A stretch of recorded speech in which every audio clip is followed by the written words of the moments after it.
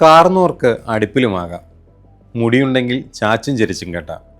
ഇങ്ങനെയുള്ള പഴഞ്ചൊല്ലുകൾ മലയാളിക്ക് സുപരിചിതമാണ്. ഈ രണ്ട് പഴഞ്ചൊല്ലുകളും അധികാരമുള്ള വ്യക്തിയുടെ സ്വാധീനത്തെയാണ് സൂചിപ്പിക്കുന്നത്. അഥവാ രാജാവ്, മന്ത്രി തുടങ്ങിയ അധികാര കേന്ദ്രങ്ങളെക്കുറിച്ചാണിത്. ആധുനിക കാലത്ത് ഈ സ്ഥാനങ്ങൾക്ക് നേരിയ മാറ്റങ്ങൾ വന്ന സ്ഥാനപ്പേരുകൾ ചെറിയ മാറ്റങ്ങൾ വന്നുവെങ്കിലും ഭരണാധികാരികളുടെ പെരുമാറ്റങ്ങൾക്ക് യാതൊരു മാറ്റവും വന്നിട്ടില്ല. ഇനിയൊരു അപ്പിക്കഥയിലേക്കാണ് ഇൻസൈഡർ സഞ്ചരിക്കുന്നത്.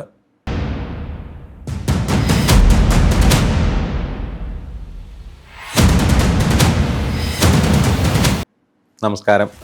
ഇൻസൈഡറിൻ്റെ മറ്റൊരു അധ്യായത്തിലേക്ക് സ്വാഗതം. അപ്പിക്കഥ എന്ന് കേൾക്കുമ്പോൾ നെറ്റി ചുളിക്കാൻ വരട്ടെ.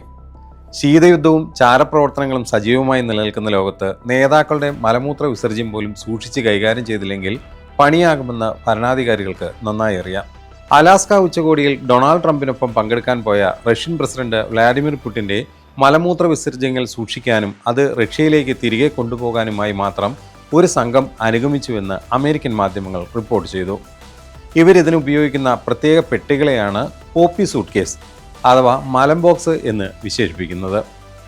കനത്ത സുരക്ഷയുടെ ഭാഗമായാണ് ഇത്തരം മുൻകരുതലുകൾ. മലമൂത്ര വിസർജ്യങ്ങൾ വഴി വ്യക്തിയുടെ ആരോഗ്യ അവസ്ഥയെക്കുറിച്ച് ശത്രുരാജ്യത്തിന് വിവരങ്ങൾ ശേഖരിക്കാനാവും. ഇത്തരമൊരു സാധ്യത മുന്നിൽ കണ്ടാണ് പുടിൻ തൻ്റെ വിസർജ്യങ്ങൾ പാക്ക് ചെയ്ത് സ്വന്തം രാജ്യത്തേക്ക് കൊണ്ടുപോയത്. കമ്മ്യൂണിസ്റ്റ് നേതാവും റഷ്യൻ ഏകാധിപതിയും ആയിരുന്ന ജോസഫ് സ്റ്റാലിൻ്റെ കാലത്ത് ഇങ്ങനെ ലോക നേതാക്കളുടെ മലമൂത്ര വിസർജ്യങ്ങൾ ശേഖരിക്കുന്ന പതിവുണ്ടായിരുന്നുവെന്ന് 2016 ഒരു റഷ്യൻ രഹസ്യാന്വേഷണ വിദഗ്ധരെ ഉദ്ധരിച്ചുകൊണ്ട് BBC റിപ്പോർട്ട് ചെയ്തിരുന്നു. ഇങ്ങനെ ശേഖരിക്കുന്ന ശരീരാവശിഷ്ടങ്ങൾ പരിശോധിക്കാനായി പ്രത്യേക ലബോറട്ടറികളിൽ പോലും സ്റ്റാലിൻ സ്ഥാപിച്ചിരുന്നുവെന്നും വെളിപ്പെടുത്തലുണ്ടായി. 1949 ചൈനീസ് കമ്മ്യൂണിസ്റ്റ് പാർട്ടി നേതാവും രാഷ്ട്രതലവനുമായ മാവോ സേതുങ് റഷ്യ സന്ദർശിച്ചപ്പോൾ അദ്ദേഹത്തിൻ്റെ വിസർജ്യങ്ങൾ ശേഖരിക്കാൻ സ്റ്റാലിൻ പ്രത്യേക ടോയ്ലറ്റുകൾ സ്ഥാപിച്ചിരുന്നു. മാവോയുടെ ആരോഗ്യസ്ഥിതി അറിഞ്ഞ് ചൈനയുമായി തന്ത്രപരമായ കരാറുകളിൽ ഏർപ്പെടുന്നത് ഉചിതമാണോ എന്ന് തീരുമാനിക്കാനായിരുന്നു ഈ മലം ശേഖരണം. മാവോയുടെ മലമൂത്രങ്ങൾ സെപ്റ്റി ടാങ്കിലേക്ക് പോകാതെ പ്രത്യേക അറകളിൽ ശേഖരിച്ചുവെന്ന് റഷ്യൻ ചാരപ്രവർത്തകൻ BBCയോട് പറഞ്ഞിരുന്നു. സ്റ്റാലിൻ്റെ ഈ സ്റ്റൂൾ പദ്ധതി പിന്നീട് അധികാരത്തിൽ വന്നവർ പിന്തുടർന്നില്ല. അവർ ഈ നാണം കെട്ട പരിപാടി അവസാനിപ്പിച്ചു. പുടിൻ റഷ്യൻ പ്രസിഡന്റായ കാലം മുതൽ തുടർന്നു പോരുന്ന സുരക്ഷാ മുൻകരുതലിൻ്റെ ഭാഗമായാണ് വിദേശ രാജ്യങ്ങൾ സന്ദർശിക്കുമ്പോൾ മലമൂത്ര വിസർജ്യങ്ങൾ പ്രത്യേക പെട്ടികളിലാക്കി റഷ്യയിലേക്ക് തിരികെ കൊണ്ടുപോകുന്നത്. റഷ്യൻ പ്രസിഡന്റിൻ്റെ ഫെഡറൽ പ്രൊട്ടക്ഷൻ സർവീസ് എന്ന സംഘത്തിനാണ് ഇതിൻ്റെ മേൽനോട്ടം.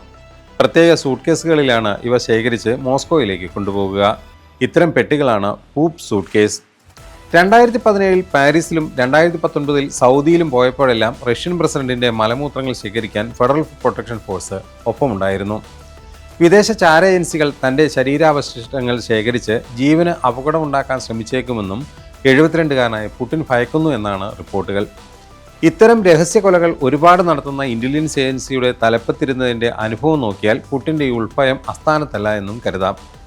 കഴിഞ്ഞ നവംബറിലെ കസാക്കിസ്ഥാൻ സന്ദർശന വേളയിൽ മാധ്യമങ്ങളെ കണ്ടപ്പോൾ പുടിൻ്റെ കാലിന് വിറയൽ അനുഭവപ്പെട്ടതായി റിപ്പോർട്ടുകൾ ഉണ്ടായിരുന്നു. പാർക്കിൻസൺ രോഗത്തിൻ്റെ തുടക്കമാണെന്ന് ചില സംശയങ്ങൾ ഉയർന്നിരുന്നു. ഇത്തരമൊന്നും പുറത്തു വരാതിരിക്കാനാണ് മിക്ക ലോക നേതാക്കളും പൂപ്പ് സൂട്ട് കേസുമായി സഞ്ചരിക്കുന്നത്. റഷ്യ-യുക്രൈൻ വെടിനിർത്തൽ അവസാനിപ്പിക്കാൻ ലക്ഷ്യമിട്ടാണ് റഷ്യ ഭരണാധികാരികൾ US-ലെ അലാസ്കയിൽ ഒന്നിച്ചിരുന്നത്. കാര്യമായ ധാരണയൊന്നും ഉണ്ടാകാതെയാണ് ചർച്ച അവസാനിച്ചത്. പല കാര്യങ്ങളിലും ധാരണയായി എന്ന് വന്നാൽ അന്തിമ കരാറിലേക്ക് എത്തിയില്ലെന്നും പ്രസിഡന്റ് ട്രംപ് വ്യക്തമാക്കിയിരുന്നു. ചർച്ചകൾ തുടരും എന്നാണ് പുടിൻ അറിയിച്ചത്. ട്രംപിനെ പുടിൻ മോസ്കോയിലേക്ക് ക്ഷണിക്കുകയും ചെയ്തു. അതേസമയം ധാരണയായ കാര്യങ്ങൾ ഏതൊക്കെയെന്ന് ട്രംപും പുടിനും ഇതുവരെ വ്യക്തത നൽകിയിട്ടില്ല. ഏതായാലും കൊറിയൻ ഏകാധിപതി അടക്കമുള്ളവർക്ക് പൂപ്പ് സൂട്ട് കേസുമായി നടക്കാൻ 1 ഡസൻ ഉദ്യോഗസ്ഥരാണ് പിന്നാലെ നടക്കുന്നത്. എന്താല്ലേ, ഇതാണ് പറയുന്നത് മുടിയുള്ളവന് ചാച്ചും ചിരിച്ചും കെട്ടാമെന്ന്.